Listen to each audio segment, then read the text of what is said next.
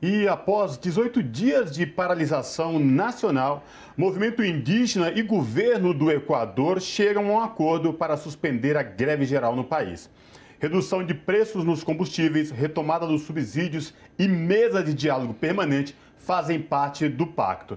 Para entender e analisar essa questão no Equador, nós conversamos agora com Ana Prestes, que é cientista política e analista internacional. Boa noite, Ana Prestes, seja muito bem-vinda, tudo bem? Boa noite, gente. Obrigada. Tudo bem? Maravilha. Ana, ajuda a gente a entender esse atual momento vivido no Equador, indígenas se movimentando, parando o país contra as políticas de retrocesso do governo de Guilherme Lasso. Como é que a gente pode analisar essa questão no Equador? Então, você falou bem, já são 18 dias, né, de manifestações, de levantamento, um paro nacional, né, no Equador. Os indígenas, principalmente da CONAI, eles fizeram, inclusive antes de começar essa paralisação nacional, todo um histórico da tentativa de diálogo deles com o governo Lasso, desde o início do governo do Guilherme Lasso. Só recapitulando um pouco, Guilherme Lasso, ele é um banqueiro, um cara que vem do sistema financeiro, empresário, já foi candidato no passado, outras vezes, à presidência da República, do Equador, e na última eleição ele conseguiu vencer do candidato correísta, o Andrés Arauz, e dos Pachacuti, né, que estavam organizados na campanha do Yacu Pérez. Então ele é um cara que está envolvido nos Pandora Papers, é um cara que está envolvido no Panama Papers, na questão de evasão de divisas fiscais, já vinha construindo uma aliança, uma recontratação de dívidas com o FMI, ou seja, ele já é um cara que já chegou, a gente já sabia pelas mãos de quem ele chegaria no governo do Equador, pelas mãos do neoliberalismo, e ele veio com tudo para a implementação de toda a cartilha neoliberal que a gente conhece, inclusive, bem aqui no Brasil, né? Então, ele chegou nessa condição, uma divisão dos setores progressistas, principalmente entre o correísmo e os setores indígenas. Aí tem todo um debate sobre como se divide aí também o setor indígena, eu acho que não dá tempo da gente explorar aqui, mas ele, fruto dessa divisão dos setores progressistas, ele chegou ao governo. E desde o começo, o governo dele tem sido um governo pressionado. No começo do mês de junho, vários setores começaram a se mobilizar. Estudantes foram para as ruas no dia 9 de junho, produtores começaram, lá tem uma grande indústria de banana, inclusive, né? Eles começaram a anunciar uma paralisação das atividades, e a mais importante, que foi a CONAI, a Confederação das Nacionalidades Indígenas do Equador, e outras confederações de camponeses, trabalhadores camponeses, sindicatos, chamaram essa grande paralisação para o dia 13 de junho. E desde lá, o país está conflagrado, né? A paralisação ela resultou em interrupção de vias, marchas, protestos. O que chamou muita atenção foi a brutalidade com que o Guilherme Lasso reagiu. Por exemplo, eu acho que eles tiveram um erro estratégico como governo, e logo no início prenderam a principal liderança da CONAI, que é o Leônidas Issa, de uma forma que foi um sequestro, não tinha porquê essa prisão, uma prisão totalmente arbitrária, no meio da noite, o que aumentou o nível de mobilização e de indignação com o governo. E eles organizaram esses protestos aí com base em 10 pontos. Tanto é que, recentemente, quando baixaram 10 centavos da gasolina, eles falam, não são 10 centavos, são 10 pontos. Dizendo o seguinte, começou aí a ceder, mas a gente precisa tratar esses pontos. E são pontos muito básicos. Inclusive, nós, brasileiros, quando a gente olha para aqueles 10 pontos, a gente se vê, né, ali naqueles 10 pontos. Porque é preço de combustível, preço dos alimentos básicos, fim das privatizações, questão da segurança, tem um paramilitarismo e grupos milicianos aumentando muito no país. Uma educação, eles tiraram mais de 100 milhões da educação. Vamos lembrar que o Equador é um país pequeno comparado ao Brasil, né? Então, a gente sempre tem que medir essas proporções também dos valores e tudo mais, das reivindicações deles. Nós estamos falando de um país de menos de 20 milhões de habitantes, é como uma São Paulo grande, é uma grande São Paulo, né? A nossa metrópole.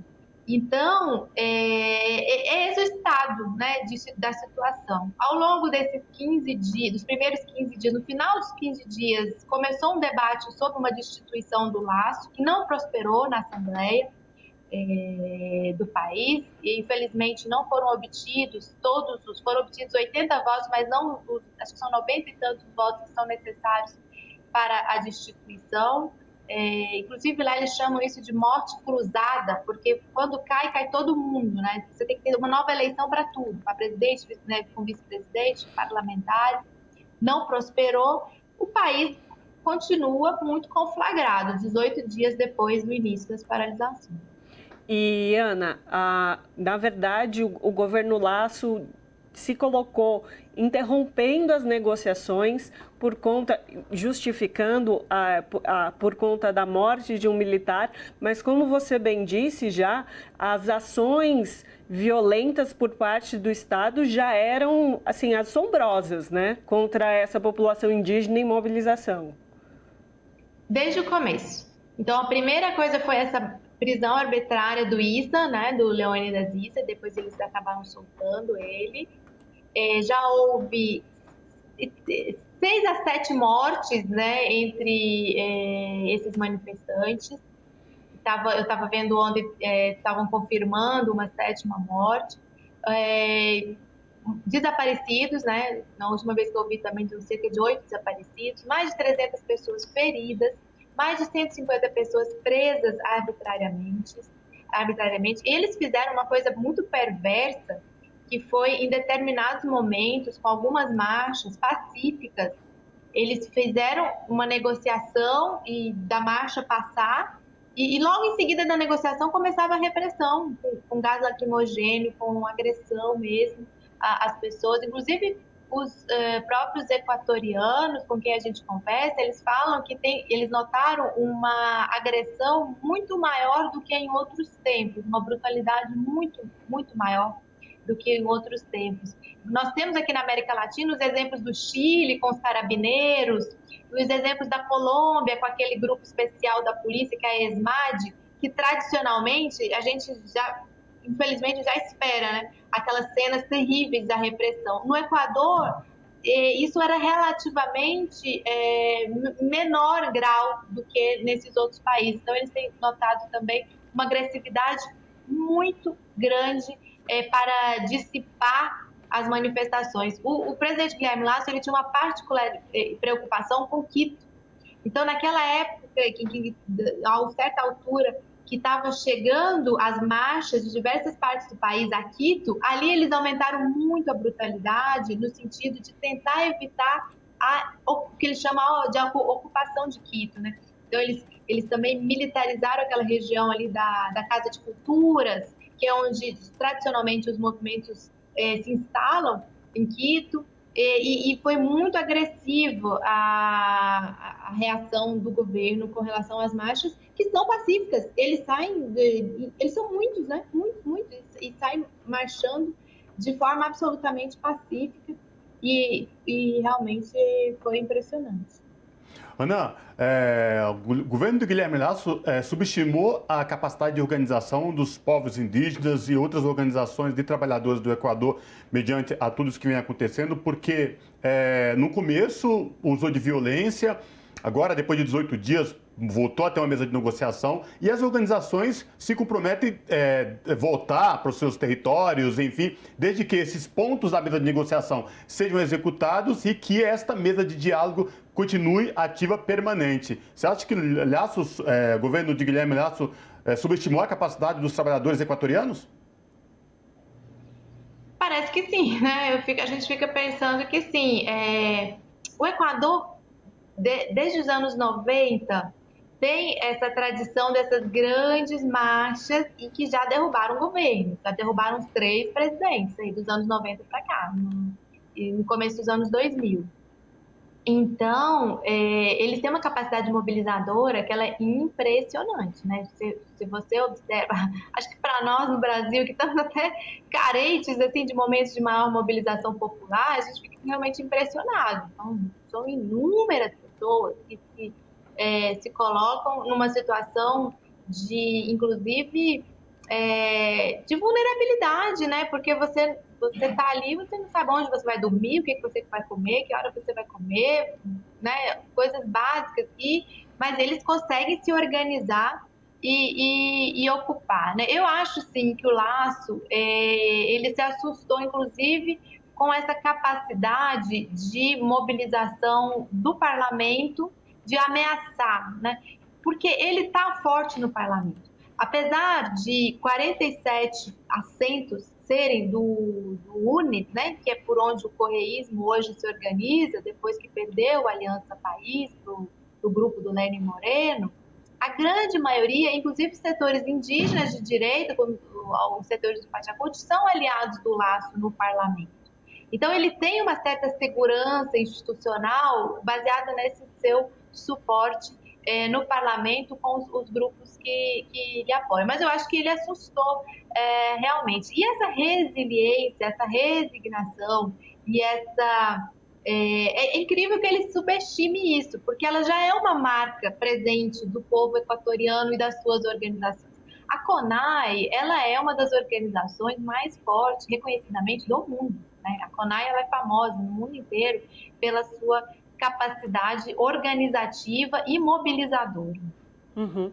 E, Ana, eu queria te ouvir sobre o papel da Igreja Católica, que tem sido a intermediadora dessas negociações, né? Na sua avaliação, qual tem sido esse papel dessa Igreja Católica e se isso tem sido benéfico para essa população indígena, para as mobilizações ou não? Uhum.